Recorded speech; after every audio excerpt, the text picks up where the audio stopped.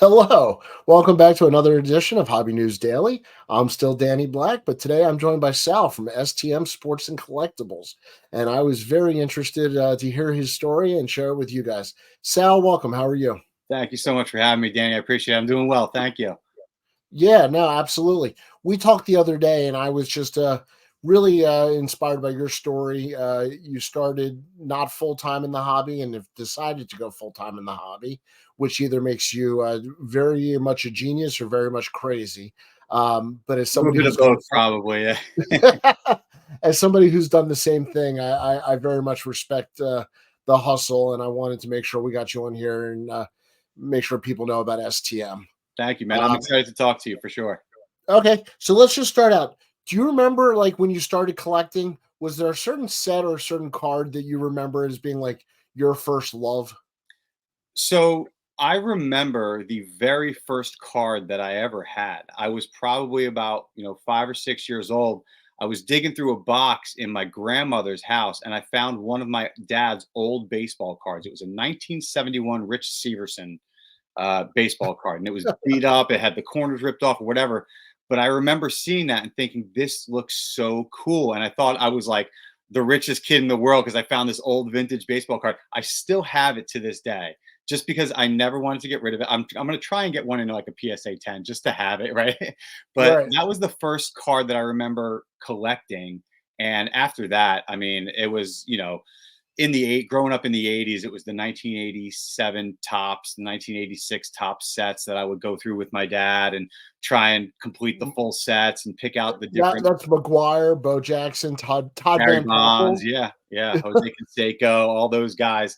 That was the epitome of collecting, when I was a kid, and tried my best to complete the sets. And ever since then, I was doing card shows when I was 10 years old, so I got into it very quickly and started acquiring a nice collection when I was pretty young. Probably got ripped off a little bit when I was younger, but making some trades that I didn't know about, because book value back then, you had to go through and read the you actually had to read the Beckett's and stuff. So, Absolutely. but never looked back after that for sure. Well, the great thing about the Beckett is, remember, if you had an arrow up and your card went up, it was like the greatest feeling in the Oh world. yeah, Yeah, and once a month, you couldn't wait to see if you did it. Um, absolutely. So how long were you working, like, well, doing it as a side business, side hustle? Sure. When did that start, and what were you actually doing? Was it eBay selling? Was it shows? What was your It was action? Yeah, it was a mixture of pretty much everything. I mean, besides when I was a kid collecting and doing that stuff, trading with friends and things like that. Once I started doing it as a real hobby, I mean, 20 years ago or whatever, I've been doing this for a long time. It was going to shows. I'm always, constantly going to shows, trying to pick up new items, not just cards, but, sports memorabilia and collectibles as well, meeting athletes, getting my own items signed. So I was doing that for a very long time. I was, started developing a lot of relationships in a lot of the local Facebook groups for buying, selling, trading, that type of thing. And it just kind of took off after that. I made a lot of really nice friends along the way, which is great. I mean, that's one of the best things about the hobby is the people that you meet and the friends that you make over the years. So got started. I've been doing that for a very long time. I only recently started filming it for my Instagram, and we'll talk about that in a little bit probably. Yeah, absolutely.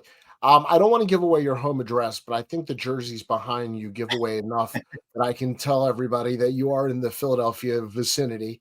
And you're blessed only because I'm in Baltimore. I know this. You have a decent amount of good card shows on a regular basis. Yeah. Not, and I'll tell you, in Baltimore we don't. I don't know why. We it's starting to build a little bit in Baltimore, but Mhm. it's well behind what you have in Philly. So, do you hit regularly that circuit of shows?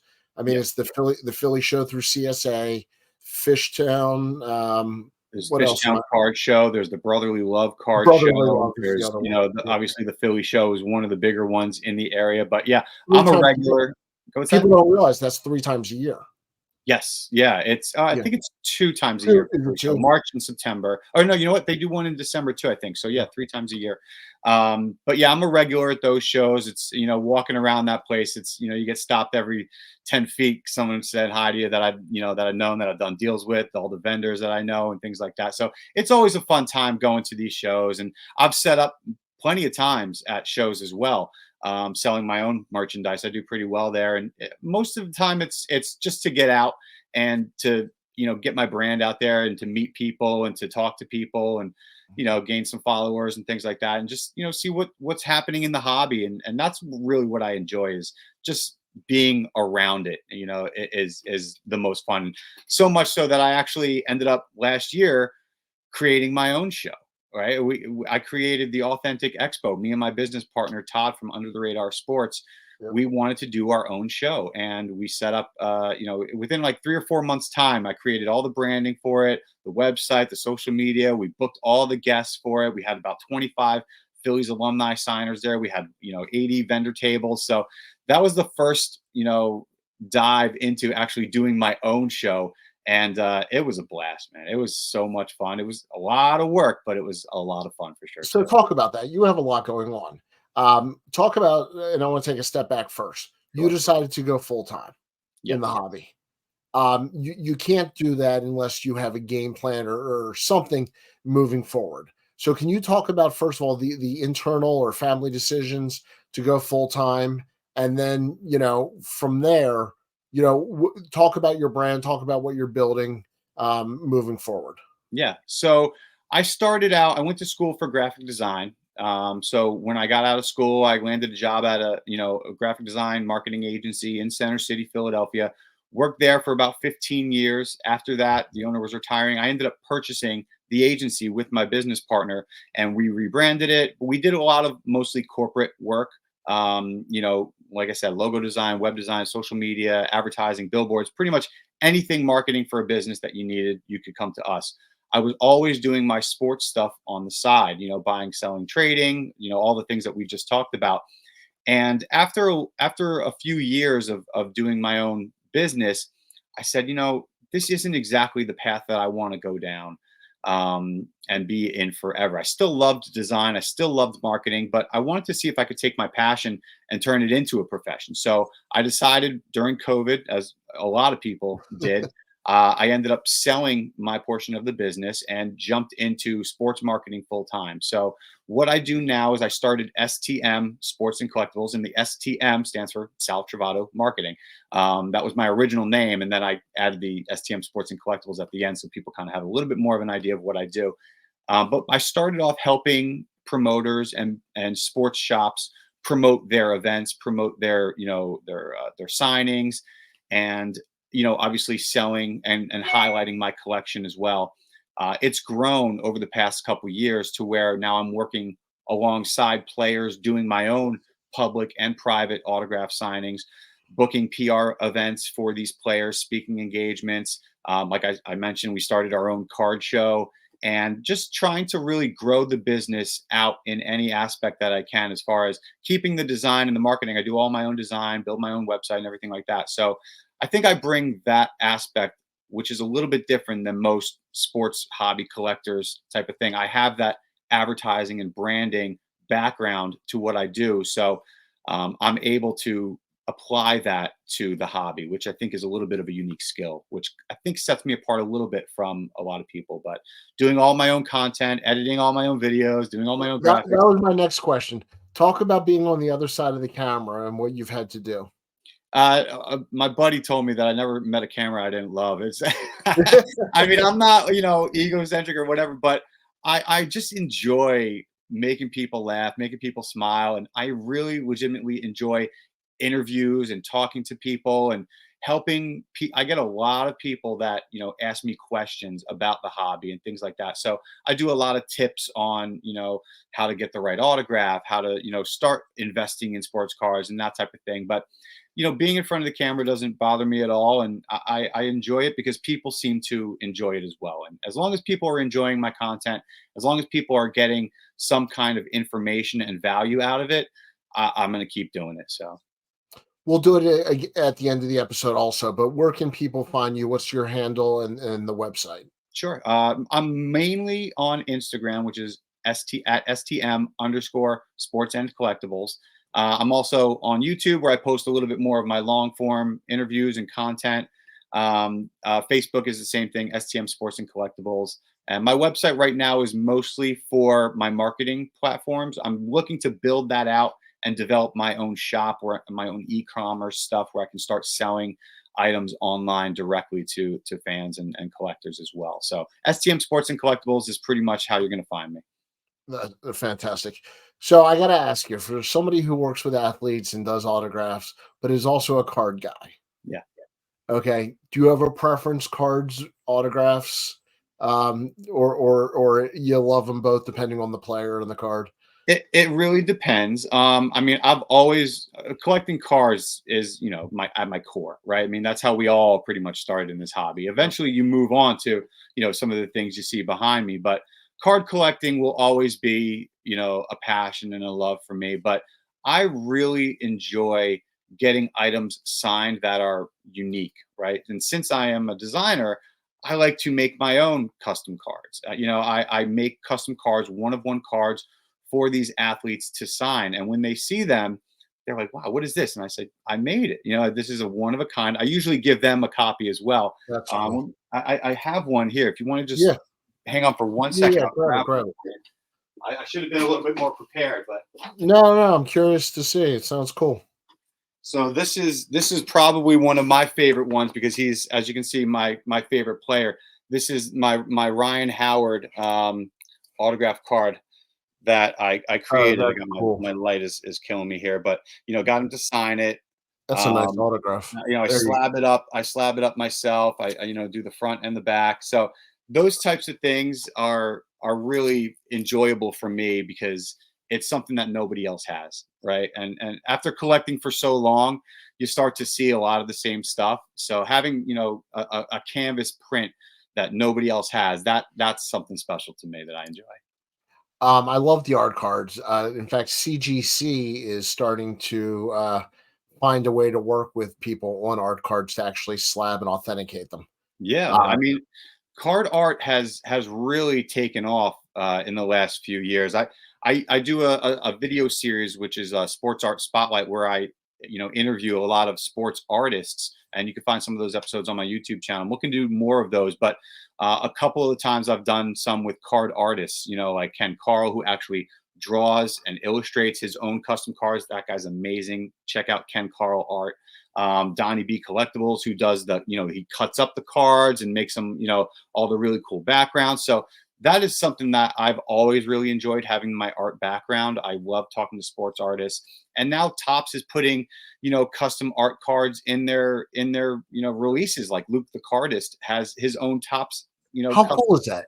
How cool is that Unbelievable, man. for artists to be mainstream in the hobby? Yeah, it's I enjoy seeing it because it's my two worlds colliding, right? Yep. So that's something that I really do enjoy, and I'll always try and promote local sports artists or any type of artist any chance I can. So There's a lot of great sports artists. I used to many years ago. The Orioles had a sports art gallery mhm. that was only 100% sports art and memorabilia. Anybody from Leroy Neiman to James Fiorentino when he was young. James Um, Fiorentino was actually my first interview. oh, great guy. Yeah, Um, fantastic, yeah. fantastic. And so, I mean, we were carrying his stuff when he was a kid. Yeah, I mean, he was a very gifted guy. And a unbelievable. bunch of other artists and Arthur Miller and some, Hmm. a lot of other sports artists. But this was 20, 25 years ago, Right. and sports art was not mainstream.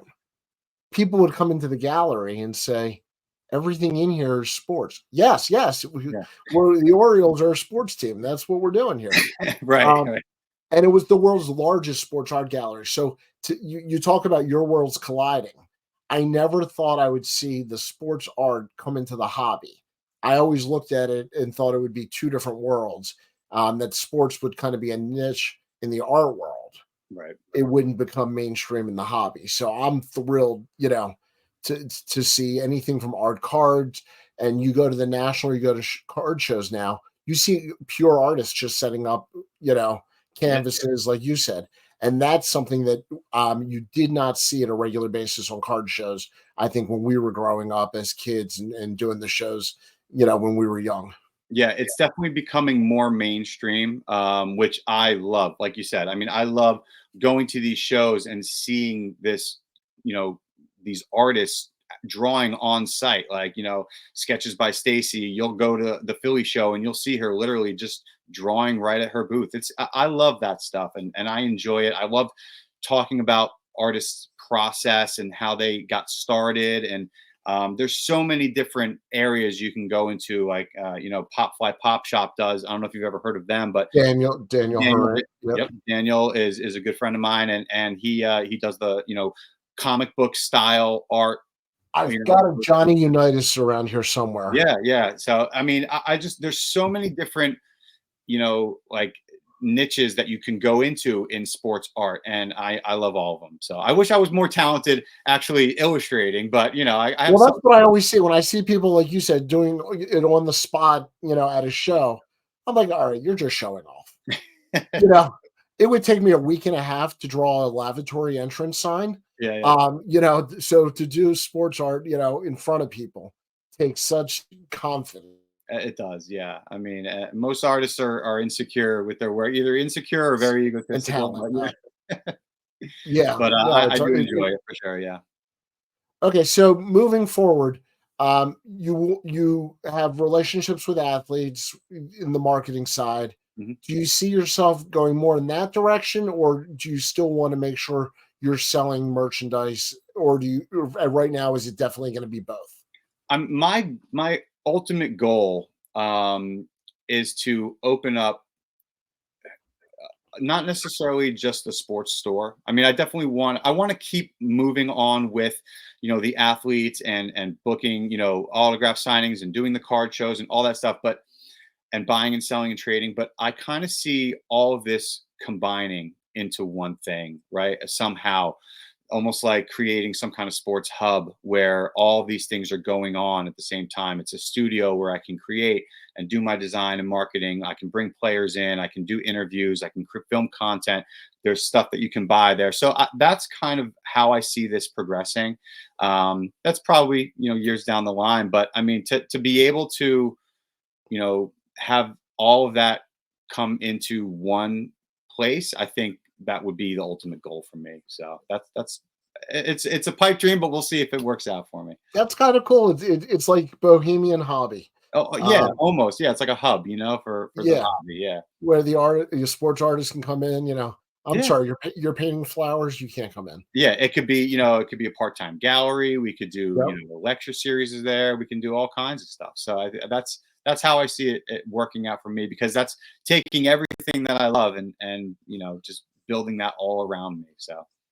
Okay, so moving forward, um, who's your favorite teams? I assume it's Philly. Yep, Philly teams, Eagles, Flyers, Sixers, you know, Phillies obviously. You know, don't tell that to my dad, even though he gives me crap about it every day, because I was born in New York and was raised a Mets fan, and I turned my back on the team. Ooh, So people, you can call me a front runner if you want, but I've lived in Philadelphia longer than I've lived in, you know, in New York. But my dad will always call me a traitor. So I was it's about to say fun when we right go now. to Mets versus Phillies games, that's for sure. I was about to say right now. It's definitely better to be a Phillies fan. Yeah, I mean, Mets they got a good squad, but you know, that's they're not going to beat the Phillies, I don't think, this year. So, but yeah, Um, that's my my passion right now is Philly sports for sure. That's a lot of my content is focused on that as well. A lot of my collection. do you have a favorite sport, or are you pretty much whatever's in season? I would say baseball is probably my favorite. Yeah, I follow that the most, and Please it's don't put in comments. I'm sorry I just did that. I know I'm going to get comments now. I love the NFL. I love I Major do League too. Yeah. Baseball. Yeah, yeah. I'm I mean, sorry I said that. there's nothing like, you know, watching the Eagles. You know, I mean, they were in the Super Bowl, you know, a few years ago, and unfortunately, Jason Kelsey, who's one of my favorite players, just retired like yesterday. By the way, I cried watching him cry. Dude, it was a heck of a press conference, man. I mean, he's been such a part of the fabric of this city for so many years, and he's a lifelong Eagle. Never played for any other teams. He's going to Yep. be obviously an Eagles Hall of Famer. He's going to be, in Oh, Hall Canton. of Famer. Yeah, He's a class act dude, and I have to say, one of the nicest guys that I've ever had the opportunity to meet. I mean, I've met him multiple times on multiple occasions, and always, takes the time to, talk to everybody that's there, sign anything that's in front of him, take pictures with every single person. And, you actually get that experience with him. So I cannot say enough great things about Jason Kelsey. And congratulations to him if he happens to see this. I was about to say we can bring him into the STM family. I would love to. Yeah. I mean, I participated in the signing with him last year, but, hopefully I can, maybe I'll have a chance to interview him someday. You never know. Absolutely. Well, Sal, once again, give out your contact information. Yeah, you can reach me at STM_sports and collectibles on Instagram. That's my main platform. If you have any questions, you can send me a message. I'm always responding on that. Facebook is the same thing, STM Sports and Collectibles. And the website is stmsportsandcollectibles.com. Well, I appreciate you coming on. I appreciate hobby lovers. I appreciate people who go full time because, like I said, I've done it, so I know you're part crazy and part absolutely Yeah, passionate. Um, absolutely. and you couldn't do it without it. So I appreciate it and thank you for joining me today. Hey, thank you so much for having me on, man. It was a pleasure. Absolutely. To everybody else, we'll see you on the next episode of Hobby News Daily. Take care.